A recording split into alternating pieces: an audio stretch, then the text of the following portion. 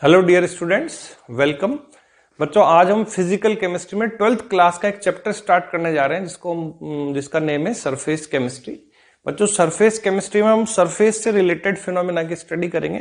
मतलब क्या क्या चीजें किसी सरफेस पे अकर होती है या कौन कौन सी रिएक्शंस हमारे केमिस्ट्री में ऐसी आती हैं, कॉमन रिएक्शन जो सरफेस पे हो रही होती हैं।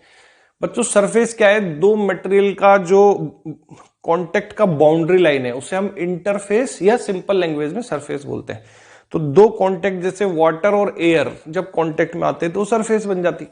जैसे सॉलिड और गैस का जब कांटेक्ट होगा तो उसकी जो बाउंड्री लाइन है, जहां पे बाउंड्री है, जहां पे कांटेक्ट हो रहा है, वो सरफेस है। तो वहां पे क्या क्या चीजें हमें देखने को मिलेगी वो हम इसमें पढ़ते हैं।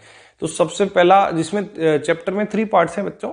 पहला पार्ट है एड्सॉर्प्शन, फिर हेटेरोजेनियस कैटालिसिस, देन हम पढ़ेंगे कॉलोइडल सॉल्यूशंस के बारे में।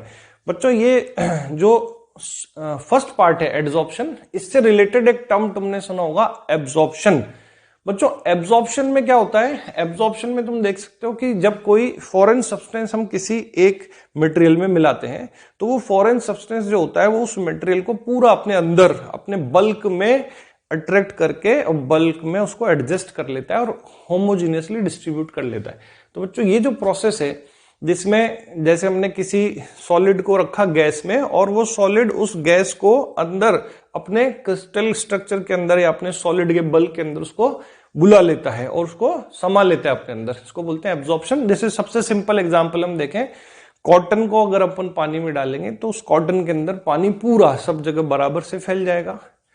या फिर हम देख सकते हैं जैसे फोम होता है, गद्दी में जो लगाते हैं ना, गद्दों में फोम लगाते हैं, उसको अगर हम पानी में रखें तो पानी को अपने अंदर पूरा एब्जॉर्ब कर लेता है, इसको बोलते हैं एब्जॉर्प्शन। लेकिन इसी से मिलता जुलता दूसरा टर्म है बच्चों एडसॉर्प्शन। अब एडसॉर्प्शन जो है और एब्जॉर्प्शन जो देखा था उसमें क्या फर्क दिख रहा है? देखो डायग्राम में, एब्जॉर्प्शन जो था वो एक बल्क फिनोमेना था, उसके अंदर पूरे मास में, बॉडी के पूरे मास में जो फॉरेन पार्टिकल्स हैं वो होमोजीनियसली डिस्ट्रीब्यूट हो गए थे। जबकि एड्सॉर्प्शन में क्या होता है, जो फॉरेन पार्टिकल्स हैं उसकी सबसे हाईएस्ट कंसंट्रेशन होती है सरफेस के ऊपर। बच्चों, सरफेस जो है, उस सरफेस पे कोई, जैसे सोचो आप सॉलिड का एक ब्लॉक ले जाके किसी गैस वाले एनवायरनमेंट में रखते हो और होता क्या है कि गैस के मॉलिक्यूल उस सॉलिड की सरफेस पे आके टकराते और वहां चिपक जाते और इस तरीके से उसकी पूरी सरफेस जो है वो मॉलिक्यूल से कवर हो चुकी है। तो ये जो सरफेस पे एक्यूमुलेशन हुआ, सरफेस पे जो एक्यूमुलेशन हुआ उसको बोलते हैं एड्सॉर्प्शन, जिसमें आप ये देख सकते हो एड्सॉर्प्शन में हाईएस्ट कंसंट्रेशन क्या होती है? सरफेस पे होती है। अब मान लो ये सॉलिड है, अब इस सॉलिड की सरफेस पे एक्यूमुलेशन हुआ किसी गैस का, ठीक है। जैसे किसी सोल्यूशन में आप कोई सॉलिड डालते हो तो सॉल्यूट पार्टिकल्स को वो अपने ऊपर चिपका लेता है और आपको सरफेस पे दिखते हैं सॉल्यूट पार्टिकल्स। और गैस में अगर सॉलिड को ले जाओगे तो उसकी सॉलिड की सरफेस पे इकट्ठे हो जाते हैं गैस के मॉलिक्यूल। तो बच्चों, जो सरफेस पे एक्यूमुलेट होता है उसको क्या बोलते हैं? एडसॉर्बेट। जो सरफेस पे इकट्ठा है ना उसको क्या बोल रहे हैं हम? एडसॉर्बेट। और जो अट्रैक्ट करके अपनी सरफेस पे सबको बिठाए हुए है, जो सॉलिड सब्सटेंस जिसने सारे मॉलिक्यूल्स को अपनी सरफेस पे इकट्ठा किया है, उस सॉलिड मॉलिक्यूल को, जो सॉलिड सब्सटेंस है जो एड्सॉर्प्शन कर रहा है, उसको बोलते हैं हम एडसॉर्बेट। समझ में आ गई बात बच्चों? तो देखो, एड्सॉर्प्शन और एब्जॉर्प्शन में क्या डिफरेंस है, इसको याद रखना है एक तो। और हमारा टारगेट है सरफेस पे होने वाली फिजिकल प्रोसेस जो है उस या केमिकल रिएक्शंस के बारे में जानना, नॉलेज गेन करना, उसके रूल्स रेगुलेशन को समझना। तो हम फोकस करेंगे एड्सॉर्प्शन पर। समझ में आ गई बात? अब बच्चों, जब कोई चीज रखी जाती किसी एनवायरनमेंट में, जैसे हमने कैल्शियम क्लोराइड का एनहाइड्रस क्रिस्टल है, तो कैल्शियम क्लोराइड का जब एनहाइड्रस क्रिस्टल मॉइस्चर वाले एनवायरनमेंट में रखा जाता है तो मॉइस्चर को अपने अंदर एब्जॉर्ब करता है। हाइग्रोस्कोपिक सब्सटेंस है, हाइग्रोस्कोपिक सुना होगा आपने, विच एब्जॉर्ब मॉइस्चर फ्रॉम एयर। तो उसके अपने अंदर एडजस्ट कर लेता है क्रिस्टल के अंदर। तो उसको मैं बोलूंगा यहाँ मॉइस्चर में, मतलब मॉइस्चर H2O का क्या हो रहा है? Absorption in case of calcium chloride.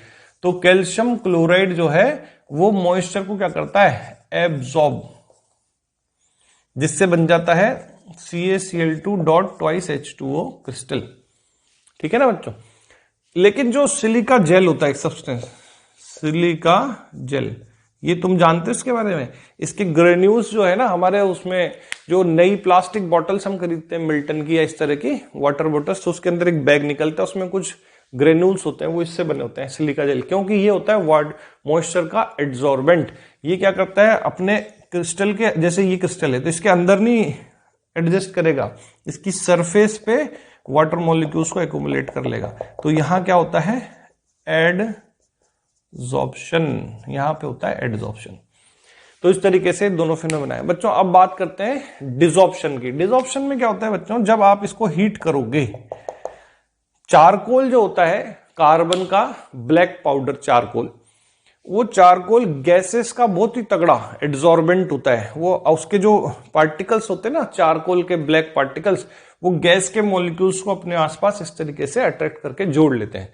तो चारकोल जो है वो सॉलिड है और गैसेस को एड्सॉर्ब करता है, बहुत अच्छा एड्सॉर्बेंट है। चारकोल सोल्यूशन में से भी पार्टिकल्स को एड्सॉर्ब कर लेता है, सॉलिड पार्टिकल्स को। जैसे अगर पानी में इंक मिक्स है और कलर्ड आपके पास सॉल्यूशन बना हुआ है और आपसे कोई बोलता है कि इसको डीकलराइज कर दो, इसका कलर गायब कर दो, और बिना किसी केमिकल रिएक्शन के, तो आप उसमें चारकोल मिला के उसको अच्छे से एजिटेट करें। चारकोल के पार्टिकल्स के रास्ते में जहां जहां पे भी डाइस के मॉलिक्यूल आएंगे वो उनको चिपकाता जाएगा और अपने ऊपर समेट लेगा और नीचे डिपॉजिट हो जाएगा, और फिर सोल्यूशन आपका कलरलेस हो जाएगा। मतलब चारकोल एड्सॉर्प्शन करता है सॉल्यूट पार्टिकल्स का from solution also, as well as gases molecules का फ्रॉम गैसेस। तो अब ये तो था एड्सॉर्प्शन। अब मैं बात कर रहा हूं डिसॉर्प्शन की। डिसॉर्प्शन में क्या होता है, अगर मैं इसको हीट करने लग जाऊं तो ये जो भी फोर्स ऑफ अट्रैक्शन यहाँ डेवलप हुआ है सरफेस पे, वो फोर्स ऑफ अट्रैक्शन कमजोर करने पड़ेगा, कमजोर पड़ने लगेगा, क्योंकि यहां पे मैं काइनेटिक एनर्जी बढ़ा रहा हूं एड्सॉर्बेट मॉलिक्यूल्स की, काइनेटिक एनर्जी बढ़ा रहा हूं एड्सॉर्बेट मॉलिक्यूल्स की। तो अब ज्यादा काइनेटिक एनर्जी होगी तो इनकी स्केपिंग टेंडेंसी डोमिनेट करेगी और इसको छोड़ छोड़ के भागने लगेंगे। तो जब इस घटना को देखो, गर्म करें या नहीं करें उससे मतलब नहीं है, अगर जो फॉरेन पार्टिकल जो सरफेस पे एक्यूमुलेट हो चुके थे वो अगर छोड़ छोड़ के जाने लगे तो इसको बोलते हैं डिसॉर्प्शन। क्या बोलते हैं, उस प्रोसेस को बोला जाता है डिसॉर्प्शन। इसमें देख सकते हो आप डायग्राम में डिसॉर्प्शन। अब एक होता है निगेटिव एड्सॉर्प्शन। देखो एक तो होता है एड्सॉर्प्शन, अट्रैक्ट करना और जोड़ लेना, और एक होता है डिसॉर्प्शन, वापस मॉलिक्यूल्स का छोड़ के चले जाना, पार्टिकल्स का छोड़ के, डिसॉर्प्शन। एक होता है नेगेटिव एड्सॉर्प्शन। नेगेटिव एड्सॉर्प्शन क्या होता है, इस डायग्राम में आप देख सकते हो। नेगेटिव एड्सॉर्प्शन होता है कि पार्टिकल्स को अट्रैक्ट नहीं करके उल्टा रिपेल किया जा रहा है, और कॉशियसली देखो पार्टिकल्स जो है वो जो सॉलिड हमने सॉल्यूशन में रखा है उसकी सरफेस के आसपास नहीं फटक रहे। मतलब वहां पे आप ये नहीं कह सकते कि ये जो फॉरेन सब्सटेंस हमने डाला है एड्सॉर्बेंट के फॉर्म में जो डाला था वो कुछ नहीं कर रहा है, वो एक्चुअली रिपेल कर रहा है। रिपेल कर रहा है तो हम कहेंगे एड्सॉर्प्शन में अट्रैक्ट किया था और इसमें रिपेल कर, तो ये हो गया नेगेटिव एड्सॉर्प्शन। एक होता है कुछ नहीं कर रहा है, न्यूट्रल है, कोई मॉलिक्यूल्स पास से जा रहा है तो जाए। एक होता है मॉलिक्यूल्स को खींच के बुलाए, एड्सॉर्प्शन। एक होता है दूर भगाए, नेगेटिव एड्सॉर्प्शन, कुछ ना करे तो कुछ नहीं होगा। ठीक है, तो ये क्या है, कुछ तो कर रहा है, ये रिपेल कर रहा है, it is called negative adsorption. अब बच्चों एक फिनोमिना होता है, इसको देखो आप अच्छे से। यहां क्या है कि एड्सॉर्प्शन भी हो रहा है, मतलब पार्टिकल्स बल्क में अंदर भी आ रहे हैं और सरफेस पे भी एक्यूमुलेट हो रहे हैं। तो अंदर जब पार्टिकल्स होमोजेनियसली डिस्ट्रीब्यूट हो रहे हैं तो ये तो हो गया एब्जॉर्प्शन, और जब सरफेस पे एक्यूमुलेट हो रहे हैं तो हो गया एड्सॉर्प्शन। तो देखो दोनों फिनोमिना जब साथ साथ हो रहे हैं, इसमें एड्सॉर्प्शन एंड एब्जॉर्प्शन, तो इसको मिला के कलेक्टिव बोला जाता है sorption, when adsorption and absorption take place simultaneously. ठीक है, तो इट इज कॉल्ड सॉर्प्शन। तो ये तो हो गया बेसिक बातें। अब आगे बढ़ते हैं बच्चों। अब हम डिस्कस करेंगे एब्जॉर्प्शन और एड्सॉर्प्शन के बीच में जो डिफरेंसेस है उनको टेबल फॉर्म में कंपेयर करेंगे इसको। तो ये डिस्प्ले किया जा रहा है ना आपको, इसको देखें, इसको नोट कर लें, ये डिफरेंसेस क्या क्या है मैं एक बार आपको समझा देता हूं। देखो एब्जॉर्प्शन में लिखा हुआ है it is the phenomena in which the particles of gases और liquid get uniformly distributed throughout the body. कोई भी लिक्विड का एब्जॉर्प्शन हो रहा है या कोई सॉलिड का मतलब गैस का एब्जॉर्प्शन हो रहा है या सॉल्यूट का हो रहा है, तो वो जो पार्टिकल्स हैं वो पूरी बॉडी में यूनिफॉर्मली डिस्ट्रीब्यूट हो जाते हैं, जैसा कि आप डायग्राम में भी देख पा रहे हैं। तो इसको बोलते हैं एब्जॉर्प्शन, जबकि एडजॉर्प्शन होता है सरफेस पे, जो हम बात कर चुके हैं। दूसरा है the concentration is same through out the material, जो पूरा मटेरियल है उसमें कंसंट्रेशन क्या है, सेम है। और जबकि एडजॉर्प्शन में क्या है, एडजॉर्प्शन में है concentration on surface of the adsorbent is higher, वो जो हम बात कर रहे थे कि सरफेस पे एक्यूमुलेशन होता है। Then it is a bulk phenomena, दूसरा इधर पॉइंट लिखा है it is a surface phenomena, मतलब सरफेस पे होने वाली घटना है, ये बल्क अंदर बॉडी के अंदर होने वाली बात है। एब्जॉर्प्शन अगर एट यूनिफॉर्म रेट, बच्चों ये क्या सेम रेट से पूरा इसके अंदर भर जाते हैं, तो एक कांस्टेंट रेट से होता है, मतलब ये इनटेक करता जाता है कांस्टेंट रेट से। लेकिन एडजॉर्प्शन में हम देखेंगे आगे, क्योंकि इसको तो हम डिटेल में पढ़ेंगे एडजॉर्प्शन, इसमें पार्टिकल्स जो होते हैं ना पहले तेजी से इस पे जुड़ते हैं, फिर धीरे धीरे उनकी स्पीड कम होती जाती है, मतलब स्टार्टिंग में फास्ट है और टाइम के साथ साथ ये स्लो होता जाता है, और बाद में इसमें एक डायनामिक इक्विलिब्रियम की स्टेट भी आ जाएगी, जो हम देखेंगे। फिर ये जो है स्लो प्रोसेस है वो फास्ट, मतलब जैसे उसमें ना खाली जगह मिल रही तो खट, जैसे बस होती है ना, एकदम से भीड़ में बस आ जाए खाली तो खट खट खट खट खट खट उसमें पैसेंजर्स चढ़ना शुरू कर देते हैं, और जैसे जैसे जगह भरती जाती है फिर उसके बाद उसके भरने की रेट भी कम होती जाती है, और शुरू में एकदम तेजी से सब उस पर अटैक कर देते हैं। इसी तरीके से मॉलिक्यूल्स जब जैसे कोई खाली सरफेस मिलती है तो उसे धमाधम एकदम से चिपकना शुरू करते हैं, एडजॉर्प्शन होता है। और जैसे जैसे फिर सरफेस भरती जाएगी तो मॉलिक्यूल्स को ढूंढ ढूंढ के खाली जगह पे, मतलब जहां टकराएंगे वहां पे एडजॉर्प्शन होगा, तो ऑटोमेटिकली टाइम के साथ साथ रेट कम हो जाएगी। तो वैसे ये फास्ट प्रोसेस है, बट ये टाइम के साथ साथ इसकी रेट डिक्रीज होती जाती है। तो ये हो गया बच्चों डिफरेंस। बच्चों नेक्स्ट हम पढ़ रहे हैं थर्मोडायनेमिक्स ऑफ एडजॉर्प्शन और कॉज ऑफ एडजॉर्प्शन। एडजॉर्प्शन आखिर होता क्यों है? तो बच्चों एडजॉर्प्शन इसलिए होता है कि आप देखेंगे कि जो सरफेस होती है उस पे, सरफेस जो होता है उसके ऊपर जो मॉलिक्यूल्स होते हैं सरफेस पे, उनकी वैलेंसी हमेशा इनकम्प्लीटली सेटिस्फाइड होती है। फॉर एग्जाम्पल जैसे कोई एटम है, उसका क्रिस्टल बना हुआ है, तो अब हम देखेंगे इस तरीके से बना होगा, तो जो अंदर बल्क में जो मॉलिक्यूल्स एडजस्टेड है, मान लो टेट्रावेलेंट है तो उसकी चारों वैलेंसी सेटिस्फाई है, ये चारों वैलेंसी सेटिस्फाई है हर तरफ से, तो ये तो स्टेबल है। लेकिन आप देख सकते हो जो सरफेस पे या कॉर्नर्स पे जो एटम आ रहे हैं उनकी वैलेंसी डिससेटिस्फाइड है, तो ये अनस्टेबल होती है सरफेस। तो रेजिडुअल वैलेंसीज जो होती हैं उसकी वजह से सरफेस होती है अनस्टेबल। अब इसकी स्टेबिलिटी बढ़ाने के लिए इसको जो मिले ये उसको अट्रैक्ट करना शुरू कर देते हैं, तो उसको अपने से अटैच कर लेते हैं। तो ये फॉरेन पार्टिकल्स, गैस के मॉलिक्यूल्स या सॉल्यूट पार्टिकल जो भी यहाँ मिल रहे हैं वो यहाँ पे आके अट्रैक्ट होके जुड़ जा रहे हैं, ठीक है। जो भी यहाँ फोर्स ऑफ अट्रैक्शन होगा वो एक आगे का मैटर है, कौन सा फोर्स ऑफ अट्रैक्शन है, क्योंकि जो एडजॉर्प्शन है उसके भी टाइप बने हुए, physical van der Waals force of attraction से जुड़ा तो फिजिकल एडजॉर्प्शन, अगर कोई केमिकल बॉन्ड ही बन गया तो उसको बोलेंगे केमिकल एडजॉर्प्शन। तो इस तरीके से जो सरफेस की रेजिडुअल फ्री वैलेंसी होती है उसकी वजह से सरफेस अनस्टेबल होती है, सरफेस में होता है टेंशन कॉल्ड सरफेस टेंशन। उसको रिलीव करने के लिए, उनकी जो वैलेंसी उसको सेटिस्फाई करने के लिए फॉरेन सब्सटेंस के पार्टिकल्स या मॉलिक्यूल्स को ये जोड़ लेते हैं अपने से, and this process is adsorption. और इस प्रोसेस में जो सरफेस होती है वो रिलैक्स होती है, सरफेस स्टेबल होती है, सरफेस की एनर्जी डिक्रीज होती है। अब कहां जाएगी डिक्रीज हुई तो सराउंडिंग में फेंक दी जाएगी। तो एडजॉर्प्शन में हमेशा हीट बाहर फेंकी जाती है, तो एडजॉर्प्शन जो होता है उसका डेल्टा एच हमेशा नेगेटिव होता है।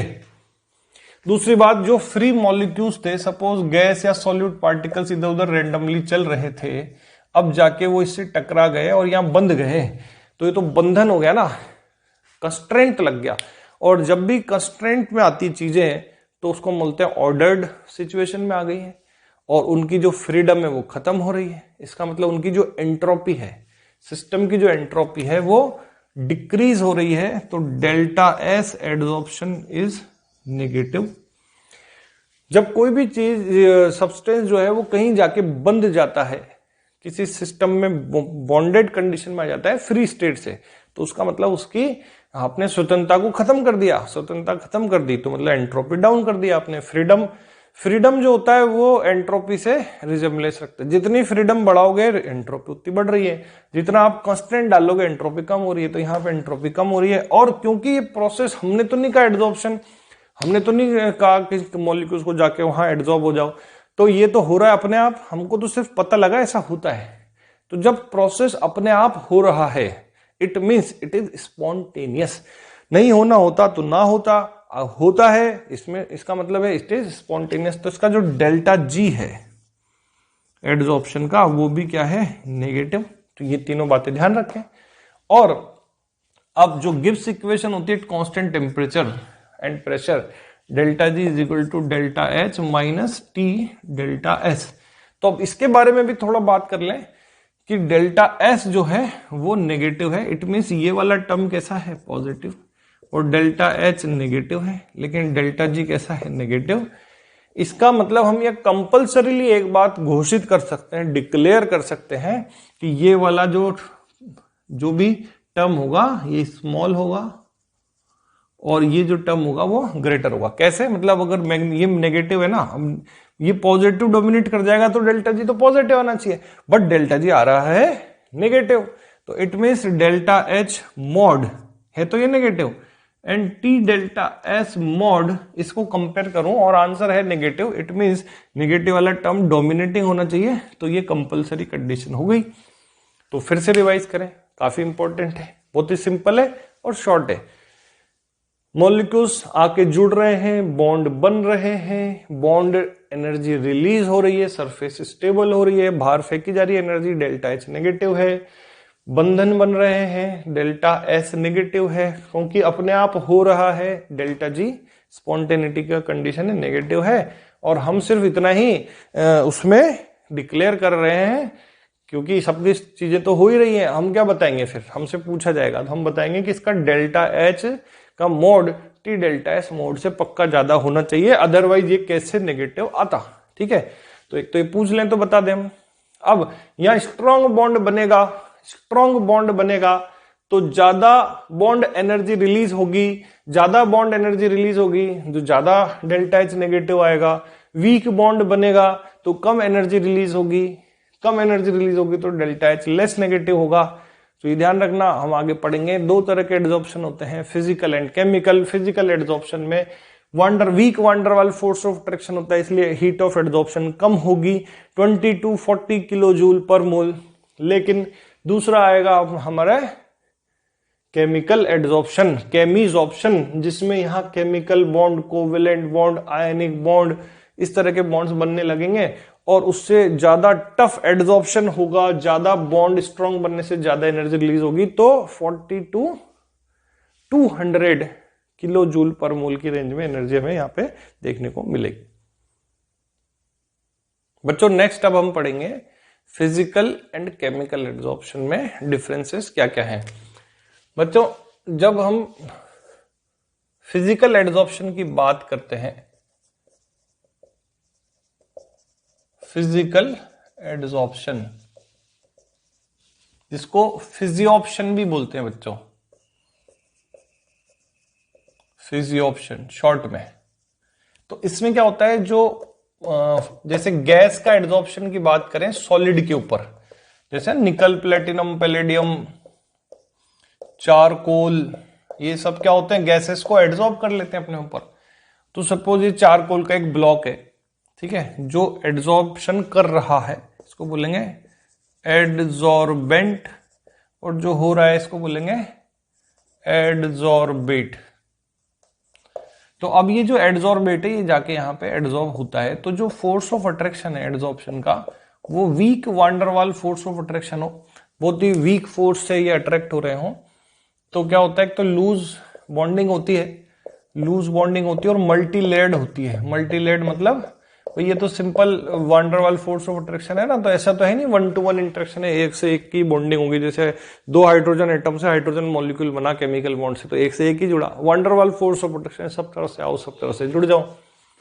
तो इस तरीके से मल्टी लेयर होता है। तो एक तो ये होता है मल्टी लेयर, इसको अभी मत लिखना, मैं तुम्हें एक टेबल शो करूंगा, अभी डिस्प्ले करूंगा, उसकी कॉपी कर लेना। है ना, वो शीट की अपने शीट वाली टेबल है और पूरी समराइज है, पूरे नोट्स में बनी है, वो मैं तुम्हें डिस्प्ले कर दूंगा, तुम यहाँ से भी लिख सकते हो, अपनी शीट खोल के भी लिख सकते हो, टेबल तुम आइडेंटिफाई कर पाओगे। पर मैं तुम्हें अभी एक्सप्लेन कर रहा हूँ, सिर्फ समझने पे ध्यान देना। देखो ये मल्टी लेयर होता है ना, और इसमें जो फोर्स ऑफ अट्रैक्शन होता है वो weak van der Waals force of attraction होता है। इसका हीट ऑफ एड्सॉर्प्शन जो होता है वो कम होता है। भाई कमजोर बॉन्ड बनेंगे, कमजोर अट्रैक्शन होगा तो कम ही एनर्जी रिलीज होगी ना, तो हीट ऑफ एड्सॉर्प्शन वही 20 to 40 किलो जूल पर मोल के रेंज में होता है। दूसरी बात अपन कह सकते हैं ये नॉन स्पेसिफिक होता है, नॉन स्पेसिफिक। क्यों? क्योंकि यहाँ पे क्या है कि कोई पर्टिकुलर ऐसा नहीं है ना कि इसको इसी से बॉन्ड बनाना है और ये नहीं बनाना है। भाई ये तो अट्रैक्शन है जो कि इलेक्ट्रॉन क्लाउड्स की वजह से होता है, सबके पास इलेक्ट्रॉन होता है, सबके पास इलेक्ट्रॉन क्लाउड होता है, भैया सब में होगा अट्रैक्शन, किसी में कम होगा किसी में ज्यादा होगा। तो ये नॉन स्पेसिफिक, किसी भी सॉलिड पे कोई भी गैस एब्जॉर्ब हो जाएगी, ऐसा है, ठीक है। अब रिवर्सिबल होता है। क्यों होता है रिवर्सिबल? गर्म करोगे तो मॉलिक्यूल्स की काइनेटिक एनर्जी बढ़ेगी तो भाग जाएंगे छोड़ के, डिसॉर्प्शन हो जाएगा। ठंडा करोगे काइनेटिक एनर्जी कम होगी तो इससे जो टकराएंगे वो इसी पे जुड़ते जाएंगे। तो कूलिंग करने पे एब्जॉर्प्शन बढ़ जाता है, हीटिंग करने पे डिसॉर्प्शन बढ़ जाता है, तो रिवर्सिबल हो गया। दूसरी बात टेम्परेचर का इफेक्ट कैसा आएगा इसमें? टेम्परेचर का इफेक्ट ऐसा आएगा, देखो ये जो एड्सॉर्प्शन का अमाउंट है वो x/m से बताते हैं, हम आगे पढ़ लेंगे डिटेल में। x होता है जो गैस है उसका मास और m होता है जिसने एड्सॉर्ब किया उसका मास, तो x/m हो गया mass of gas adsorbed per unit mass of the adsorbent. तो x/m वर्सेस टेम्परेचर में ग्राफ बनाए तो कुछ ऐसा ग्राफ देखने को मिलेगा फिजिकल। गर्म करते जाओ डिसॉर्प्शन होता जाएगा, एड्सॉर्प्शन कम होता जाएगा, x की वैल्यू घटती जाएगी, और ठंडा करते जाओ तो ये चिपकता जाएगा, x की वैल्यू बढ़ती जाएगी। तो सिंपल ऐसा होता है, इसमें कोई एक्टिवेशन एनर्जी की जरूरत नहीं होती है। अब केमिजॉर्प्शन या केमिकल एब्जॉर्प्शन जिसे बोलें, केमिजॉर्प्शन केमिकल एब्जॉर्प्शन, इसमें क्या होता है कि बॉन्ड जो है ना एक एक ही बनता है भैया, और जिससे बॉन्ड बनाना है वो तो स्पेसिफिक होता है। भाई ये ऐसे समझ लो ना, दोस्त तो अपन कोई से बना सकते हैं, लेकिन जब शादी करनी होती किसी को तो जनरली लोग एक ही पार्टनर अपना चूज करते हैं। तो जब बॉन्ड बनाना है केमिकल तो फिर कोई पर्टिकुलर ही चूज किया जाएगा, किसके साथ इसकी वैलेंसी सही से सेटिस्फाई हो रही है, किससे बढ़िया बॉन्ड एनर्जी मिल रही है ना, उसका एटम का साइज वगैरह डिसाइड होके ये सब चीजें फाइनल होती है। तो ये होता है एक तो यूनिलेयर,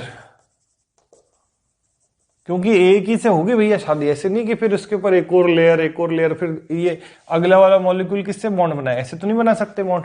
van der Waals force of attraction, मित्रता तो सबसे की जा सकती है, वो वाली बात है। तो अब van der Waals force of attraction जो है वो थोड़ी है, तो स्ट्रॉन्ग बॉन्ड है, तो यहाँ पे स्ट्रॉन्ग बॉन्ड है, स्ट्रॉन्ग फोर्स ऑफ अट्रैक्शन, तो डेल्टा एच एड्सॉर्प्शन भी ज्यादा है भैया, 40 से 200 किलो जूल पर मोल की रेंज में है, किलो जूल पर मोल। और स्पेसिफिक भी है थोड़ा, भाई हर किसी से नहीं होती है बॉन्डिंग। जैसे निकिल को बॉन्ड बनाना है हाइड्रोजन से, तो ऐसा नहीं कि अब निकिल मेटल के ऊपर कार्बन डाइऑक्साइड भी जोड़ लोगे, SO2 भी जोड़ लोगे, अमोनिया भी जोड़ दोगे, हाइड्रोजन से जुड़ता है, हाइड्रोजन से जुड़ेगा। निकिल, प्लेटिनम, पैलेडियम हाइड्रोजन से हाइड्रोजिनेशन में यूज करते हैं ना, तो वो एक स्पेसिफिक सा नेचर है इनमें, हर गैस नहीं जोड़ी जा सकती है, तो ये है। दूसरी बात इसमें क्या है, बॉन्ड बनता है तो बनने से पहले जब आ रहा होगा हाइड्रोजन मॉलिक्यूल और फिर से टकराएगा तो पहले अपना बॉन्ड तोड़ेगा, फिर ही तो जाके यहां बॉन्ड बनाएगा ये। तो पहले इसका बॉन्ड तोड़ने के लिए एनर्जी चाहिए होती है, एक्टिवेशन एनर्जी की रिक्वायरमेंट होती है। तो ग्राफ ऐसा नहीं है, देखो टेम्परेचर और x/m amount of gas adsorb में जो ग्राफ है वो ऐसा आएगा कि पहले तो इसको मजा आएगा गर्म करने से। क्यों? को भाई पुराने वाले बॉन्ड टूट रहे हैं तो वो फिर फ्री नेसेंट हाइड्रोजन है जो कि जाके डायरेक्ट ऐड होंगे, तो अच्छी बात है ना ये।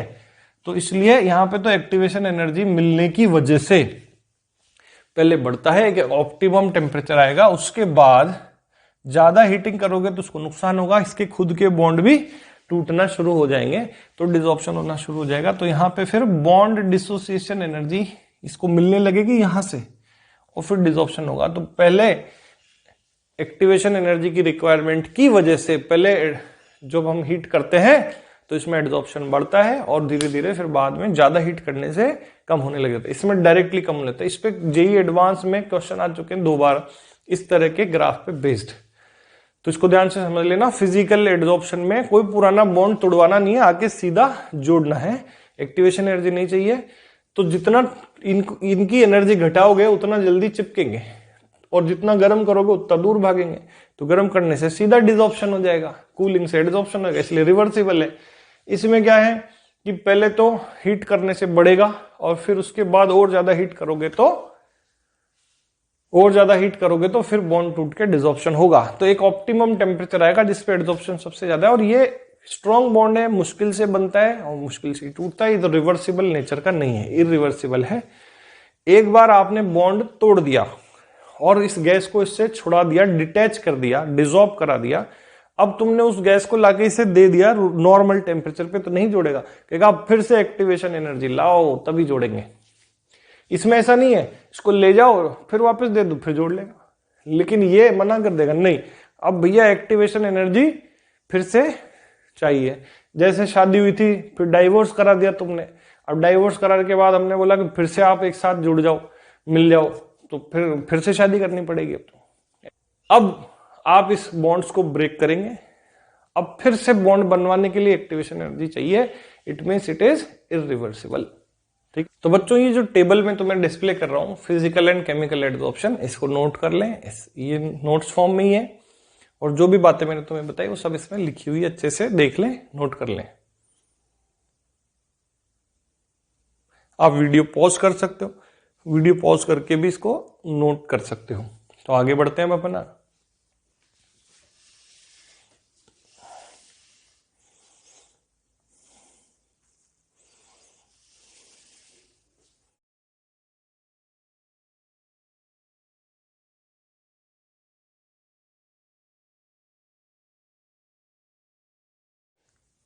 बच्चों अब हम पढ़ेंगे फैक्टर्स अफेक्टिंग एड्जॉर्प्शन। भाई कौन कौन से फैक्टर हैं जो एड्जॉर्प्शन को बढ़ा सकते हैं, कम कर सकते हैं, कंट्रोल कर सकते हैं। क्योंकि हमने एड्जॉर्प्शन तो सीख लिया लेकिन उसे कंट्रोल करना तो सीखा ही नहीं, तो हमारे लिए वो यूजलेस है इंफॉर्मेशन, हम उससे क्या फायदा उठाएं।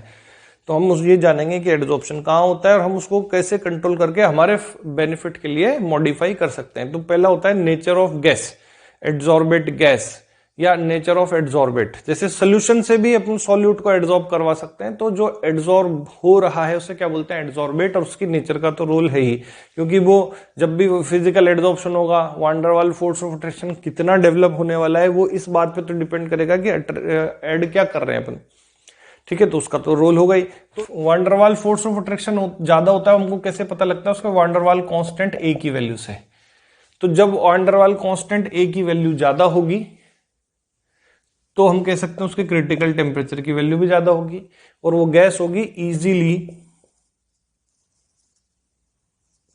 लिक्विफाई होने वाली। तो ईज ऑफ लिक्विफिकेशन उस गैस का क्या होगा, ज्यादा होगा। तो हमको क्वेश्चन में दिया जा सकता है वान डर वाल कांस्टेंट ए का वैल्यू, क्रिटिकल टेम्परेचर का वैल्यू है, ईज ऑफ लिक्विफिकेशन का ऑर्डर, और हमसे पूछ सकते हैं कि बताओ अब इसमें से कौन सी गैस सबसे ज्यादा एड्जॉर्ब होगी चारकोल पे, क्योंकि चारकोल जनरली करता है फिजिकल एड्जॉर्प्शन। तो भैया जिसमें ईज ऑफ लिक्विफिकेशन ज्यादा दिया हो, जिसमें क्रिटिकल टेम्परेचर ज्यादा दिया हो या किसी का वान डर वाल कांस्टेंट ए ज्यादा हो तो वो गैस ज्यादा एड्जॉर्ब होगी। फॉर एग्जांपल NH3 अमोनिया है और O2 है, तो इसमें क्योंकि पोलर है और ये नॉन पोलर है तो इसमें वान der Waal force of attraction ज्यादा डेवलप होता है और इसकी वजह से इसका एड्जॉर्प्शन ज्यादा होता है। अब दो नॉन पोलर गैसेस की बात करें कि O2 और H2 है, दोनों नॉन पोलर है, तो किसका एड्जॉर्प्शन ज्यादा होगा। तो जब नॉन पोलर गैसेस होती हैं तो हम सिंपल मोलर मास से भी van der Waal force of attraction, molar mass and surface area से कंपेयर कर लेते हैं। तो molar mass as well as surface area दोनों ही O2 का ज्यादा है, तो इसका वान डर वाल कांस्टेंट ए का वैल्यू ज्यादा होगा, इसलिए ज्यादा अट्रैक्शन रखेगी, और अमोनिया और ज्यादा।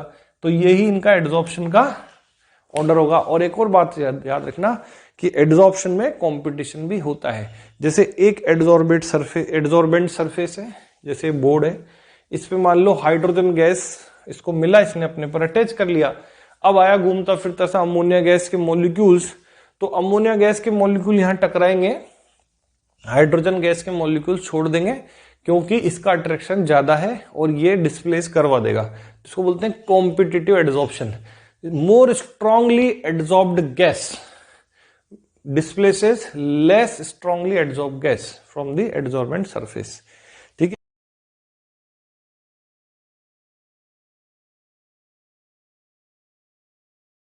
ठीक है। नेचर ऑफ एड्सॉर्बेंट का भी रोल है।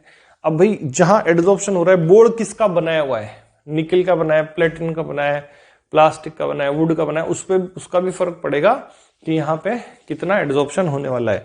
उसके बाद activation of adsorbent. Activation of adsorbent मतलब अब ये मैंने इसको लिख दिया, पूरा बोर्ड भर दिया, तो उसके बाद लिखने की जगह ही नहीं बची इस पे, तो फिर क्या लिखूंगा मैं। ऐसी कोई सरफेस पूरी ऑक्यूपाइड है या गंदी हो रही है, रस्टिंग हो रही है उस पे, तो उस पे क्या एड्सॉर्प्शन होगा, तो उसको बोलेंगे डीएक्टिवेटेड सरफेस। अब मैंने उसको बढ़िया रब कर दिया, बढ़िया अच्छे से रब कर दिया, अब साफ हो गई सरफेस, एक्टिव हो गई। अब आराम से खूब जमा जमा के लिखो आप इसमें सुंदर सुंदर। ऐसे ही किसी मेटल की सरफेस है, उसको आपने रब कर दिया, केमिकल वॉश कर दिया, कॉन्सेंट्रेटेड HCl H2SO4 से धो दिया, चमका दिया, उसकी सरफेस पे ग्रूव्स बना के उसका सरफेस एरिया रफ कर दी उसकी सरफेस, तो उसका क्या सरफेस एरिया बढ़ गया। या किसी को पीस के पाउडर फॉर्म में ला दिया, तो उसके बहुत सारे पार्टिकल हो गए, बहुत सारा सरफेस एरिया कर दिया, तो उसको बोलेंगे एक्टिवेटेड फॉर्म में आ गया, खूब ज्यादा एड्सॉर्प्शन ये कर सकता है। तो एक्टिवेशन ऑफ एड्सॉर्बेंट जो है वो भी इसमें रोल प्ले करता है। फिर होता है इफेक्ट ऑफ टेम्परेचर, जब हमने पढ़ा था कि जो फिजियोप्शन होता है, फिजियोप्शन, इसमें टेम्परेचर और x/m ये गैस के एड्सॉर्प्शन के अमाउंट को बताता है per unit mass of the adsorbent को T से। तो फिजियोप्शन में तो ऐसा डायरेक्ट ग्राफ आया था, और केमिजॉप्शन में कैसा आया था, केमिजॉप्शन में जो ग्राफ है वो इस तरीके का था, x/m वर्सेस T। मतलब बताया था आपको, पहले एक्टिवेशन एनर्जी मिलेगी तो बढ़ेगा, बाद में टूट जाएंगे बॉन्ड्स सरफेस से, तो ये ऑप्टिमम टेम्परेचर पे सबसे ज्यादा एड्सॉर्प्शन होगा, उससे ज्यादा गर्म करना भी इसके लिए खराब है और उससे कम गर्म होना भी इसके लिए अच्छा नहीं रहेगा। तो इस तरीके से टेम्परेचर का इफेक्ट हमने देखा। तो फिजिकल एड्सॉर्प्शन में क्या होता है, फिजिकल एड्सॉर्प्शन में पहले डायरेक्ट ही टेम्परेचर बढ़ाने से एड्सॉर्प्शन कम होता जाता है, केमिजॉप्शन में पहले बढ़ता है फिर डिक्रीज होता है। अब एक और बात हम देखेंगे, पोटेंशियल एनर्जी चेंज किस तरीके का होता है। यहाँ पे ये सरफेस है और ये डिस्टेंस हो गई और ये मॉलिक्यूल इसके पास आ रहा है, मूव करता, तो पोटेंशियल एनर्जी किस तरीके से चेंज होती है।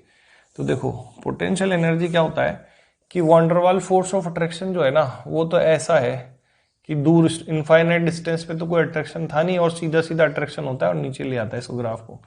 तो सिर्फ वंडरवाल फोर्स ऑफ अट्रैक्शन की बात करें इस एड्सॉर्बेंट और इस एड्सॉर्बेट सब्सटेंस के बीच में, तो ऐसा होना चाहिए था। और केमिकल बॉन्डिंग की बात करें, जैसे यहाँ के मान लो इसे बॉन्ड बनाना है, तो बॉन्डिंग का ग्राफ तो तुम्हें पता ही है किस तरीके का होता था अपना, इस तरीके का होता था बॉन्डिंग का ग्राफ, ठीक है कि नहीं।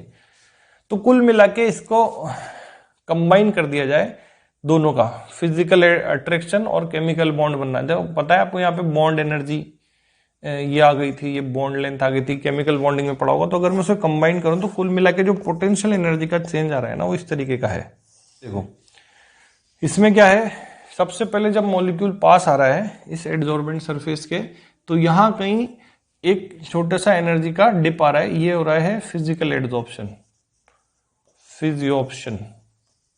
सबसे पहले यही होता है, याद रखना, सबसे पहले एड्सॉर्प्शन, फिर उसको एक्टिवेशन एनर्जी मिले तो इसको क्रॉस करके वो इस वैली में चला जाएगा और यहां पे बॉन्ड बन जाएगा। तो इस जगह पे जो सिचुएशन आएगी इसको बोलेंगे केमिजॉर्प्शन।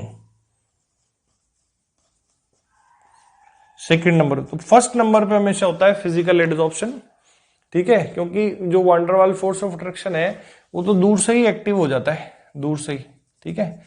तो यहां पे इस जगह कहीं पे इसका जब मर्ज करके ग्राफ बनाएंगे तो यहाँ मिनिमा आएगा, एक लोकल मिनिमा, तो यहाँ पे एक बंधन तो बन जाएगा, पर वो फिजिकल है, आराम से यहाँ से वापस जा सकता है गर्म करने से, फिर वापस जुड़ जाएगा। लेकिन अगर इधर आना है ज्यादा स्टेबल कंडीशन में, तो एक बैरियर क्रॉस करना पड़ेगा, that is activation energy barrier.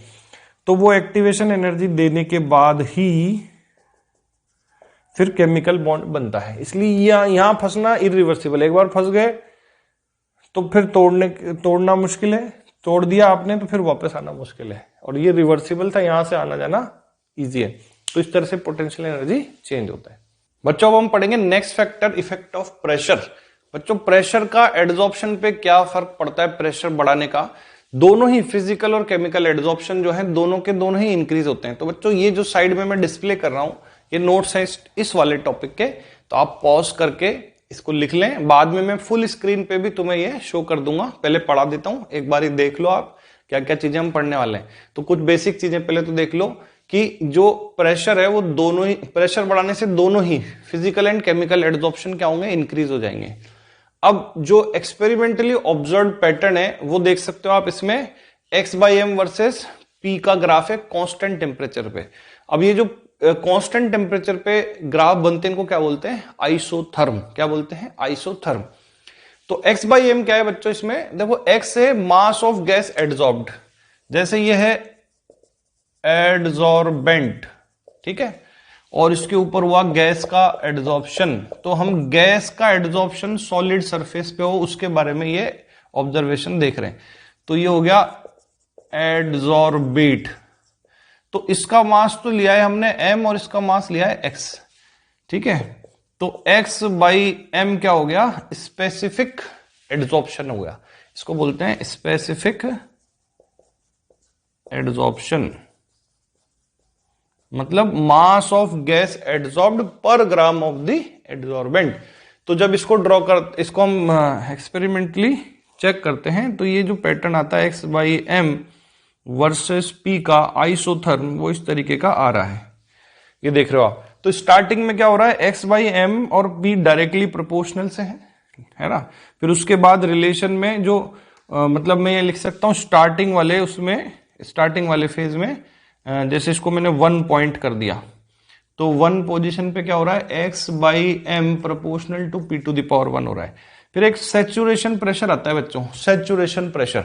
इस सैचुरेशन के बाद अपन कितना भी प्रेशर बढ़ा रहे हैं एड्सॉर्प्शन तो बढ़ ही नहीं रहा है, तो इसीलिए इसको बोलते हैं सैचुरेशन प्रेशर। यहां पे आएगा सैचुरेशन प्रेशर।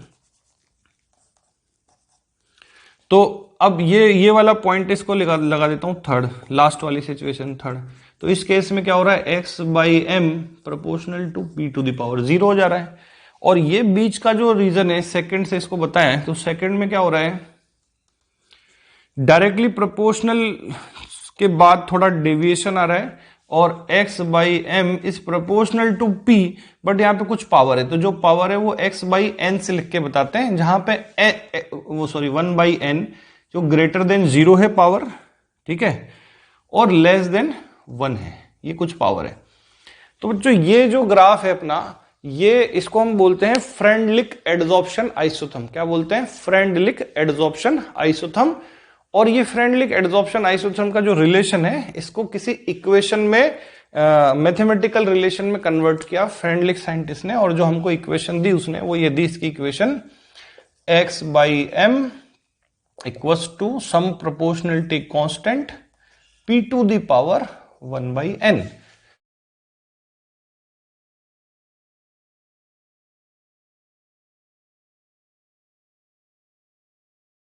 अब बात आती है कि ये कांस्टेंट के, प्रोपोर्शनलिटी कांस्टेंट किससे रिलेटेड। देखो हर कोई, जो हमने देखा ना फैक्टर अफेक्टिंग एड्सॉर्प्शन में, तो सबसे पहले फैक्टर क्या था कि नेचर ऑफ एड्सॉर्बेड गैस, उसका फर्क पड़ता है। जिसका वंडरवाल फोर्स ऑफ अट्रैक्शन ज्यादा होता है उसका एड्सॉर्प्शन ज्यादा होता है ना। और दूसरी बात नेचर ऑफ एड्सॉर्बेंट सब्सटेंस, क्योंकि हर एक सब्सटेंस हर एक गैस को एड्सॉर्ब नहीं कर पाता, specially in case of chemisorption, क्योंकि वो थोड़ा स्पेसिफिक नेचर का होता है।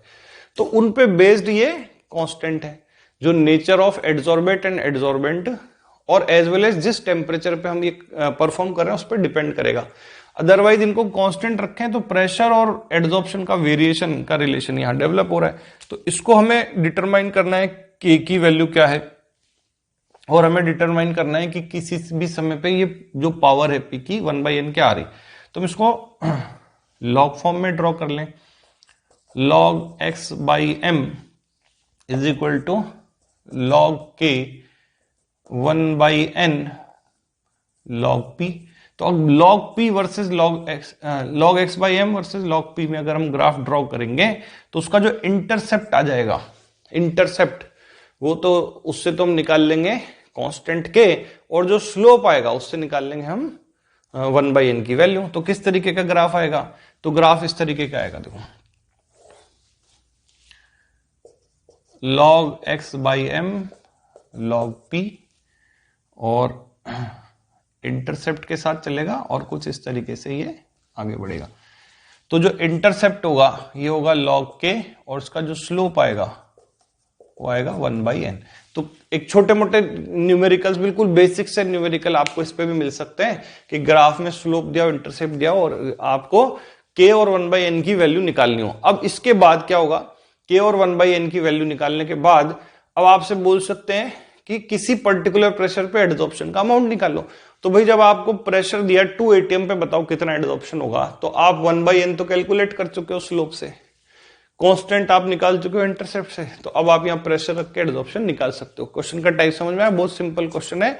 एक ग्राफ दिया, स्लोप दिया, इंटरसेप्ट दिया, और फिर बोला कि इस ग्राफ को ऑब्जर्व कीजिए और 2 atm प्रेशर पे एडजॉर्प्शन का अमाउंट बताइए, स्पेसिफिक एडजॉर्प्शन बताइए। तो आपको k और 1/n रखना है उस कंडीशन में, ठीक है। तो ये है, अब इसका मैं पूरा नोट्स आपको डिस्प्ले कर रहा हूं किस तरीके से आपको लिखना है ये, और फिर इसके बाद इसकी प्रैक्टिस करेंगे।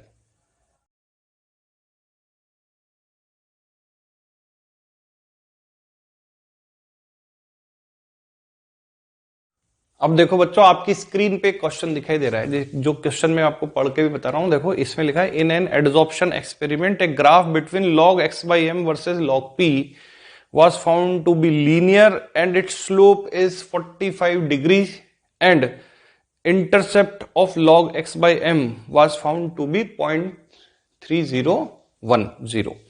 Calculate the amount of gas adsorbed per gram of the adsorbent, मतलब x/m की बात कर रहा है, पर ग्राम of the adsorbent under pressure of 0.6 बार। तो अब ये कितना सिंपल क्वेश्चन है, आप तो पहले इसको पॉज कर लो, खुद से सॉल्व कर लो, और उसके बाद फिर देखो कैसे कर रहा हूं मैं।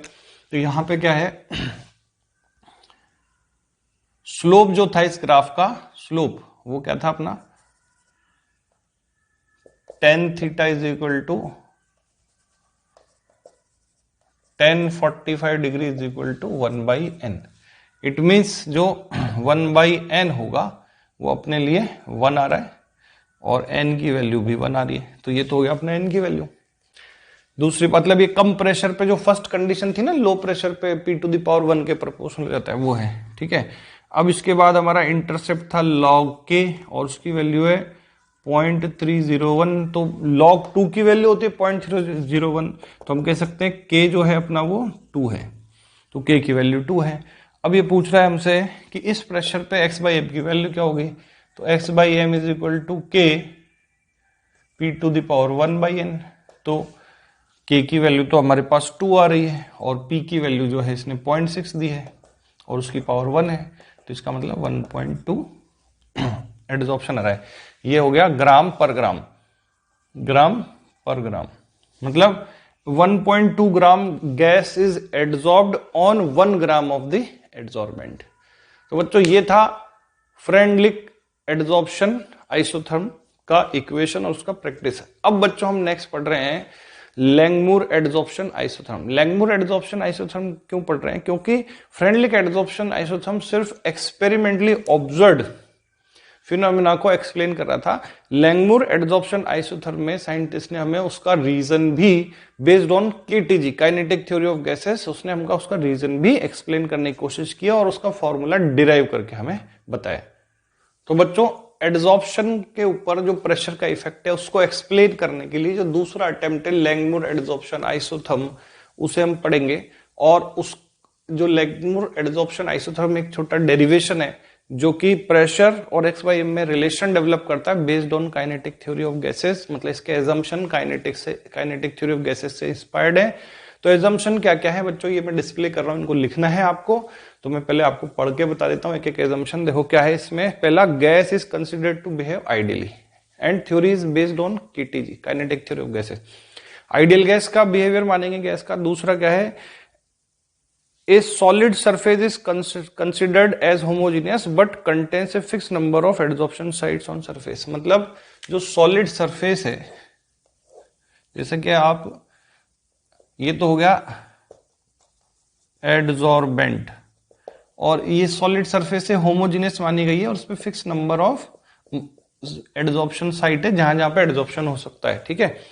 फिर each site absorb a single molecule means adsorption is monolayer, मतलब हर साइट पे एक एक मॉलिक्यूल पार्टिकल एडजॉर्ब होगा तो एक ही लेयर बनेगी, मतलब ये मल्टी लेयर, जैसे फिजियो ऑप्शन होता है ना मल्टी लेयर्ड, उसके लिए नहीं है डेरिवेशन, ये मोनोलेयर सिचुएशन के लिए डेरिवेशन है, मतलब वो वर्क करेगा जब मोनोलेयर एडजॉर्प्शन हो रहा होगा। फिर उसके बाद each site adsorb a single molecule, मतलब ये तो मोनोलेयर हो गया। अब नेक्स्ट है बच्चों eight equilibrium rate of adsorption become, इसमें क्या होता है बच्चों, मॉलिक्यूल्स जो है ना वो एक्चुअली इसमें कंटिन्यूसली गैस इसके आसपास है सॉलिड सरफेस के पास, तो मॉलिक्यूल्स इससे टकरा रहे हैं, तो जो टकरा रहे हैं तो कुछ मॉलिक्यूल इस पे एडजॉर्ब हो जाते हैं, कुछ मॉलिक्यूल्स को छोड़ के चले जाते हैं, तो डिसॉर्प्शन भी हो जाता है इसमें। तो जैसे यहां कोई मॉलिक्यूल जुड़ा था, यहां का मॉलिक्यूल निकल गया ऐसे, तो एडजॉर्प्शन और डिसॉर्प्शन दोनों हो रहे हैं। एडजॉर्प्शन को स्मॉल ए और डिसॉर्प्शन को स्मॉल डी से लिख के बता रहा हूं, मतलब ये एडजॉर्प्शन हो रहा है या डिसॉर्प्शन हो रहा है। तो इस तरीके से इसमें एडजॉर्प्शन डिसॉर्प्शन दोनों चल रहे हैं, और जब रेट ऑफ एडजॉर्प्शन होगी और रेट ऑफ डिसॉर्प्शन होगी, इसमें क्या होगा कि जब ये सरफेस खाली होगी ना तब तो बाहर जाने के लिए कुछ होगा ही नहीं इसके पास, तो बस मॉलिक्यूल आके टकराएंगे, एडजॉर्ब होंगे, तो शुरू में रेट ऑफ एडजॉर्प्शन ज्यादा होगी और डिसॉर्प्शन की रेट कम होगी, क्योंकि डिसॉर्प्शन के लिए कुछ था ही नहीं, तो क्या डिसॉर्ब होगा। फिर जैसे जैसे मॉलिक्यूल इस पे एडजॉर्ब होने लग जाएंगे तो जितने ज्यादा एडजॉर्ब मॉलिक्यूल होंगे उतने ही उनमें से ज्यादा डिसॉर्प्शन के चांसेस बनेंगे, तो टाइम के साथ साथ डिसॉर्प्शन का रेट बढ़ेगा, एडजॉर्प्शन का कम होगा, क्योंकि जो सरफेस है वो कम बचेगी खाली वेकेंट सरफेस, तो एडजॉर्प्शन की प्रोबेबिलिटी कम होती जाएगी, और क्योंकि कवर्ड सरफेस एरिया ज्यादा होगा तो डिसॉर्प्शन की प्रोबेबिलिटी बढ़ती जाएगी।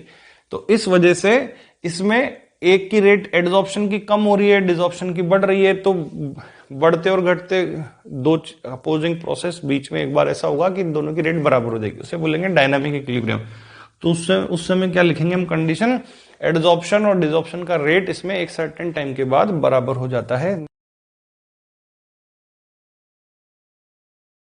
नेक्स्ट पॉइंट है बच्चों इसमें, there is no lateral overlap between, मतलब इनका आपस में साइड वाइज कोई भी अट्रैक्शन नहीं माना गया है, आइडियल बिहेवियर है कि दो मॉलिक्यूल पास पास हैं, तो ऐसा नहीं कि ये इसको और ये इसको अट्रैक्ट कर रहा है, सब इंडिपेंडेंट है, जिसको जाना है वो जाए, जिसको पड़ोसी उसको कुछ नहीं बोलता है, ऐसा नहीं होता पड़ोसी बोले भाई बीच में से तू कहां जा रहा है यार हमको छोड़ के, ऐसा कुछ नहीं है। तो कोई लेटरल इसमें इंटरेक्शन नेग्लेक्ट कर दिए गए हैं। तो अब केटीजी पे बेस्ड ये डेरिवेशन है, तो मैं एक बार तुम्हें डेरिवेशन करके बता रहा हूं, तुम समझने पे ध्यान देना, फिर मैं तुम्हें चाहो तो बोर्ड से लिख लेना या फिर मैं तुम्हें डिस्प्ले भी कर दूंगा पीडीएफ फाइल, तो उसमें भी देख के आप लिख सकते हो इकट्ठा, ठीक है। तो पहले किस पे फोकस करेंगे, डेरिवेशन पे, किस तरीके से इन्होंने एक रिलेशन डिराइव किया, यहां का प्रेशर और यहां पे जो x/m की वैल्यू आएगी उसमें। तो क्या किया बच्चों, देखो जो एरिया इसका कवर्ड था उसको फ्रैक्शन में थीटा बताया गया है, पीडीएफ पे भी देख सकते हो, और जो खाली रीजन है उसको बताया गया है 1 - थीटा। भाई जितना भी एरिया कवर्ड है फ्रैक्शनल फॉर्म में उसको थीटा बताया है, और जितना ओपन एरिया बचा है किसी भी मोमेंट पे उसको 1 - थीटा बताया गया है। देखो डिसॉर्प्शन जब होता है तो इस बात से कोई लेना देना नहीं होता कि यहाँ प्रेशर कितना है, क्योंकि छोड़ के जाने में हमें सामने वाले प्रेशर से कोई मतलब नहीं है, लेकिन जब आके जुड़ना है तो प्रेशर का रोल है, क्योंकि जितना प्रेशर ज्यादा होगा उतनी ही कॉलिजन्स ज्यादा होंगे, उतने ही एडसॉर्प्शन की प्रोबेबिलिटी बढ़ेगी।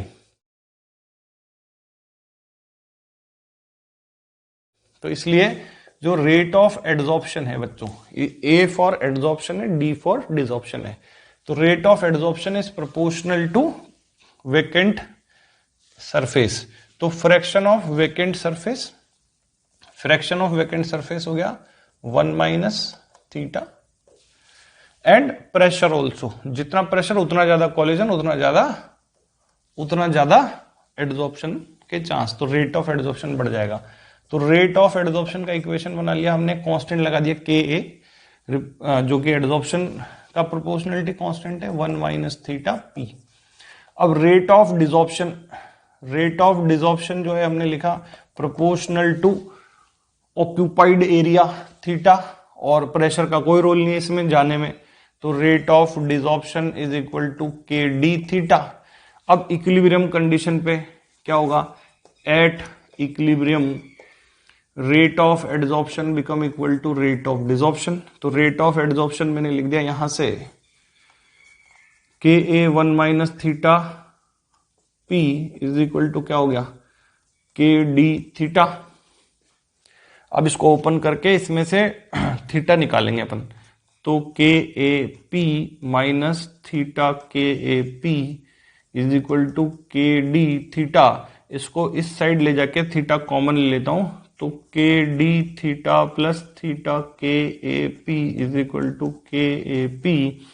थीटा को ले लो कॉमन, तो थीटा इज इक्वल टू क्या हो गया अपने पास, K A P upon K D, theta common ले लिया मैंने इसमें से, के डी बचा प्लस यहां तो बचा के डी, यहां से थीटा गया तो क्या हो गया के ए पी। ये इक्वेशन बन गई, तो थीटा ये बन के आ गया अपने पास,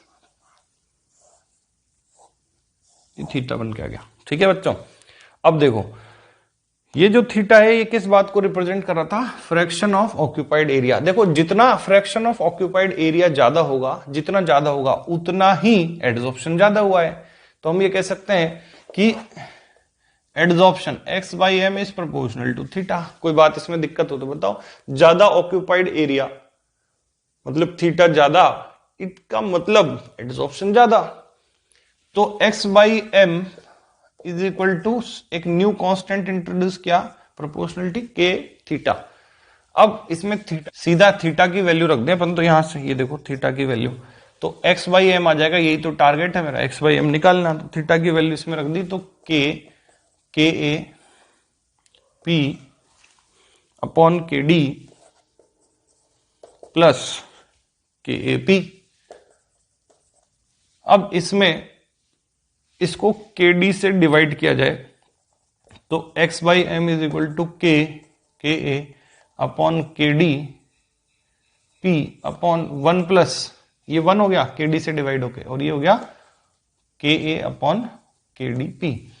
अब इसमें क्या किया लैंगमुर ने कि के ए के अपॉन के डी जो है इसको एक कांस्टेंट बोल दिया, ए से डिनोट कर दिया एक कांस्टेंट, और ये जो था अपना के ए अपॉन के डी इसको एक कांस्टेंट बोल दिया बी, मतलब नए कांस्टेंट बना दिए, कांस्टेंट का रेशियो जो है नए कांस्टेंट हो गए। तो x by M is equal to क्या हो गया, x by M is equal to हो गया अपने पास, इसको तो लिख दिया गया a और इसको लिख दिया गया b, तो A P upon one plus B P. तो फाइनली ये इक्वेशन बन गई लैंगमुर एडजॉर्प्शन आइसोथर्म की। और ये जो इक्वेशन है जो एक्सपेरिमेंटली ऑब्जर्व्ड ग्राफ था pressure versus x by M का, उसको अच्छे से एक्सप्लेन करने में कैपेबल है। कैसे, यहीं पे अपन देखेंगे। जो ग्राफ था हमारा वो इस तरीके का था, x by M versus p का, जिसमें एक सैचुरेशन प्रेशर के बाद x by M proportional to p to the power 0 हो गया था, और स्टार्टिंग में लो प्रेशर रेंज में x by M proportional to p to the power 1 था, और यहां पे x by M proportional to p to the power 1 by n था, जिसमें 1 बाई n जो है वो ग्रेटर देन 0 और लेस देन इक्वल टू 1 था। तो अब इसको कैसे एक्सप्लेन किया जा सकता है इस लैंगमुर के रिजल्ट से। देखो इसमें पहली कंडीशन है बहुत कम प्रेशर, इसको बोलेंगे लो प्रेशर। तो हम यहां लिखते हैं एट वेरी लो प्रेशर।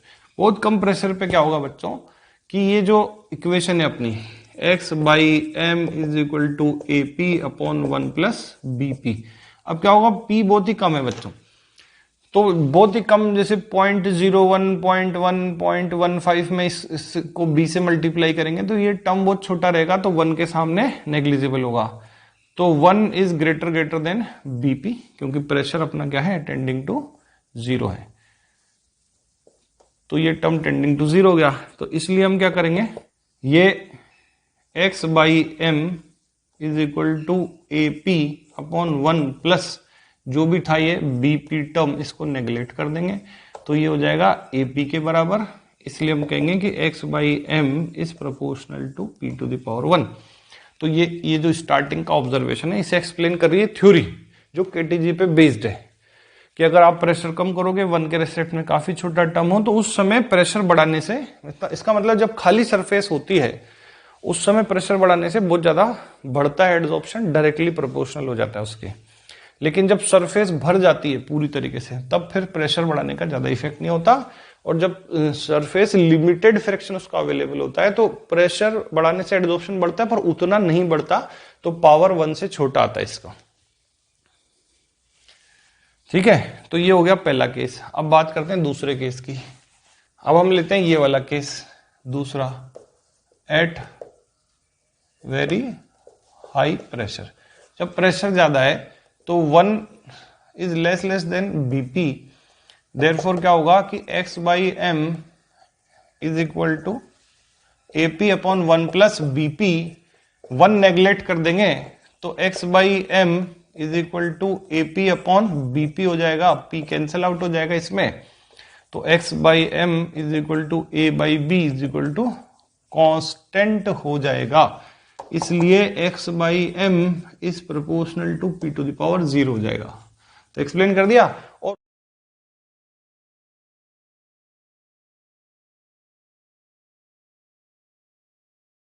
और बीच में जो इंटरमीडिएट सिचुएशन में पूरा फॉर्मूला एप्लीकेबल होगा। मतलब अब अगर इस इंटरमीडिएट सिचुएशन में आपको x बाई एम की वैल्यू निकालनी हो तो आपको प्रेशर भी चाहिए plus constant a and b की वैल्यू भी चाहिए by using Langmuir adsorption isotherm equation. तो अब इसमें क्या करेंगे, इसका भी एक तरीका है। इसको पहले तो एक्सपेरिमेंटली ऑब्जर्व डेटा हम कलेक्ट करेंगे जिसमें हमें x बाई एम की वैल्यूज लिखनी है और प्रेशर लिखना है, और फिर हम इसको इन्वर्ट करेंगे इक्वेशन को।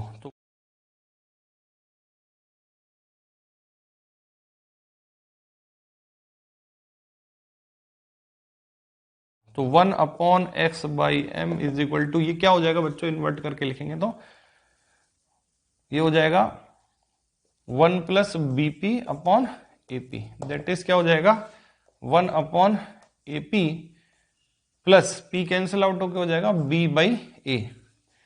इट मीन्स अगर मैं 1 by X by M, 1 upon X by M, मतलब मैं एक्सपेरिमेंट कर रहा हूं और एक्स बाई एम की वैल्यूज को इन्वर्ट करके लिख रहा हूं वाई एक्सिस पे, और 1 by P inverse of pressure की वैल्यू लिख रहा हूं एक्स एक्सिस पे, उसका ग्राफ ड्रॉ कर रहा हूं, तो मुझे एक स्ट्रेट लाइन ग्राफ मिलेगा विद पॉजिटिव स्लोप। तो इसका जो इंटरसेप्ट आएगा बच्चों वो आ जाएगा b अपॉन ए। इंटरसेप्ट क्या आ जाएगा अपना b अपॉन ए, और इसका जो स्लोप आ जाएगा बच्चों, स्लोप वो आ जाएगा 1 बाई ए।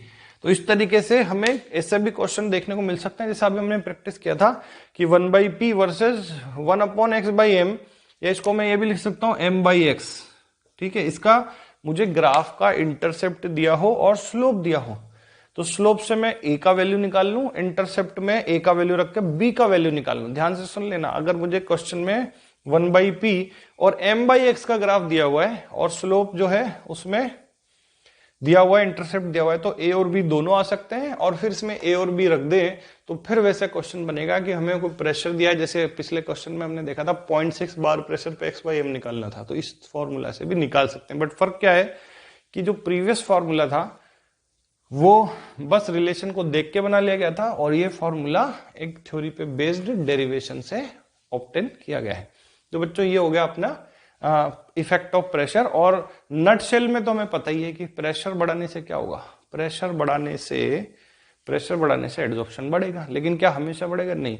शुरू में बहुत अच्छा इंपैक्ट आएगा, बाद में इंपैक्ट कम होता जाएगा, आफ्टर सैचुरेशन प्रेशर इफेक्ट आना बंद हो जाएगा।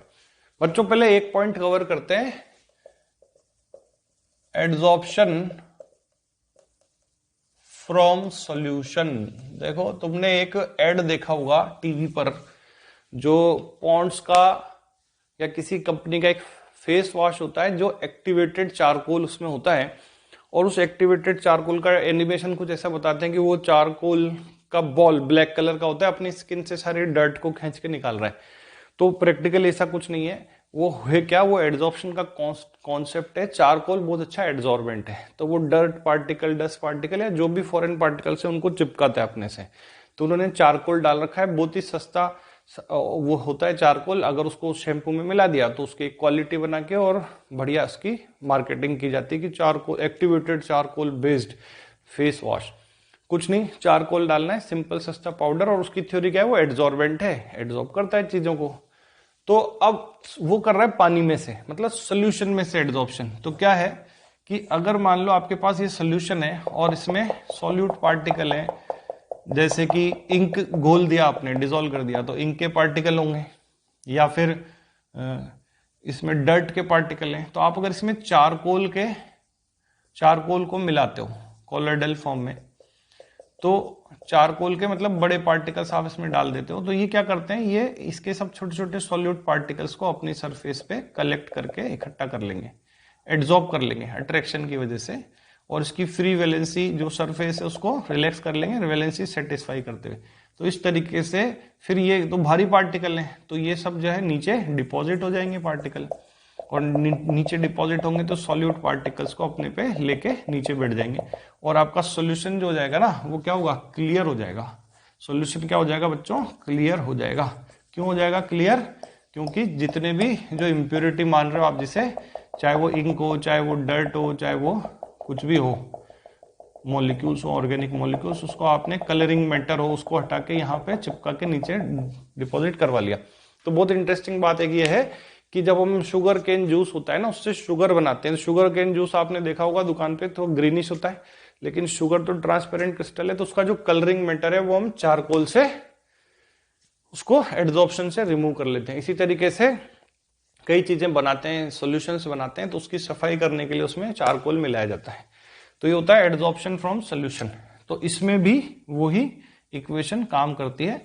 यहां भी हम ये एड्जॉर्बेंट को x से, एड्जॉर्बेट को x से और एड्जॉर्बेंट को m से बताएंगे। तो x by M is proportional to p to the power 1 by n होगा, और x बाई एम, p की जगह यहाँ c हो जाएगा, बस इतना सा फर्क है, कॉन्सेंट्रेशन, इसकी कॉन्सेंट्रेशन जो है वो c से बताई जा रही है। तो x by M is equal to k c to the power 1 by n। इसमें भी वही क्वेश्चन बनता है, बस यहाँ पे मोल पर लीटर में कॉन्सेंट्रेशन होती है, ठीक है, बाकी सेम क्वेश्चन इसमें भी बनता है, सेम फिनोमेना यहाँ पे भी एप्लीकेबल होता है। अब बात करते हैं कि what is application of adsorption. तो बच्चों एड्जॉर्प्शन की एप्लीकेशन क्या क्या है, गैस मास्क बनाए जाते हैं, है ना, अब मैं तुम्हें यहाँ डिस्प्ले कर रहा हूँ उसको देखो, गैस मास्क बनाए जाते हैं। तो गैस मास्क में ये चारकोल जैसी चीजें एक पोरस बैग में फिल कर दी जाती हैं। तो जब एयर उसमें से पास होती है, तो जो ज्यादातर बाई चांस पॉइजनस गैसेस जो है ना वो पोलर होती है, और उनका वांडरवाल कांस्टेंट ए ज्यादा होता है, इसलिए चारकोल उनको प्रायोरिटी से, मैंने कहा था कॉम्पिटिटिव एड्जॉर्प्शन होता है, more strongly adsorb gas displaces less strongly adsorb gas. तो उसकी वजह से पॉइजनस गैसेस क्योंकि ज्यादा पोलर है, ज्यादा वांडरवाल कांस्टेंट है, वो चारकोल के पार्टिकल्स पे चिपक जाती है, और नाइट्रोजन ऑक्सीजन नॉन पोलर है तो वो पास हो जाती है बैग से। तो इस तरीके से ये पॉइजनस गैसेस को रोकने में कुछ हद तक हेल्प करते हैं। फिर उसके बाद डाइंग ऑफ क्लोथ्स, कपड़ों के ऊपर डाई को चिपकाना है। जैसे कई बार तुम देखोगे जो रेशमी कपड़ा होता है सिल्की, उस पर आप कलर चढ़ाओगे, कलर चढ़ेगा नहीं, क्योंकि कलर के जो मॉलिक्यूल्स हैं, डाई के मॉलिक्यूल्स उस पर स्टिक ही नहीं कर रहे, चिपक ही नहीं रहे। तो पहले हम कुछ एड्जॉर्बेंट, मॉर्डेंट आपने सुना होगा, ऐसे हमने जैसे मॉर्डेंट लगाया कपड़े पे पहले, तो मॉर्डेंट क्या करता है, डाई को पकड़ने में हेल्प करता है। ऐसे एड्जॉर्बेंट भी क्या होता है, डाई को पकड़ने में हेल्प करता है। तो जिस भी कपड़े पे कलर हो रहा है वो एक्चुअली उसके थ्रेड जो है ना, कॉटन का कपड़ा है उस पर कलर चढ़ा दिया हमने, तो उसके थ्रेड्स ने एब्जॉर्ब कर लिया कलर मॉलिक्यूल्स को, इसलिए वो कलर्ड हो गया। उसके अंदर जो व्हाइट कॉटन थ्रेड से बना हुआ एक शर्ट है या कोई क्लोथ है, उसके अंदर कलर नहीं आया, उसके ऊपर कलर चिपक गया है, एड्जॉर्प्शन हो गया, ठीक है।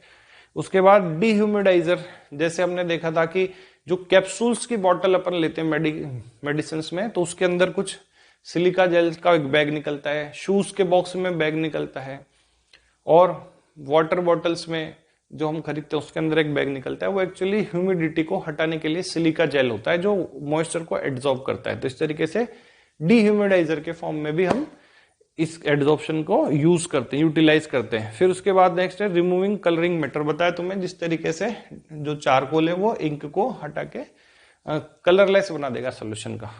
फिर हेट्रोजीनियस कैटालिसिस अगला टॉपिक है अपना, कि जब हेट्रोजीनियस कैटालिसिस होगा मतलब हम पढ़ेंगे, ये तुमने पढ़ा हुआ है निकल प्लेटिनम पैलेडियम हाइड्रोजनेशन करते हैं, या अमोनिया का जो हैबर प्रोसेस उसमें आयरन की सरफेस पे रिएक्शन होती है। तो एक्चुअली जब सॉलिड कैटालिस्ट होता है और गैसियस रिएक्टेंट होते हैं तो गैसेस सॉलिड की सरफेस पे पहले एड्सॉर्ब हो जाती हैं, वहां उनमें रिएक्शन होती है और फिर प्रोडक्ट बनता है।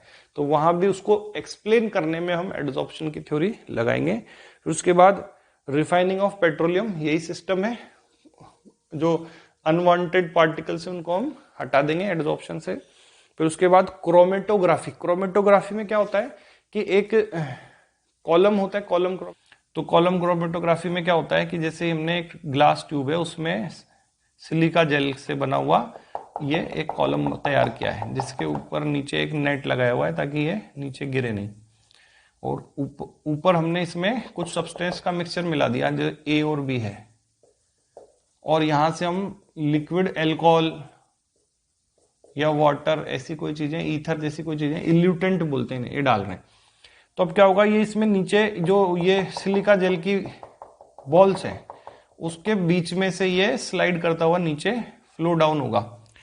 तो ए और बी का एड्सॉर्प्शन अलग अलग इंटेंसिटी से होता है। ए ज्यादा मान लो एड्सॉर्ब होता है, बी थोड़ा ढीला एड्सॉर्ब होता है, लूजली बॉन्डेड होता है।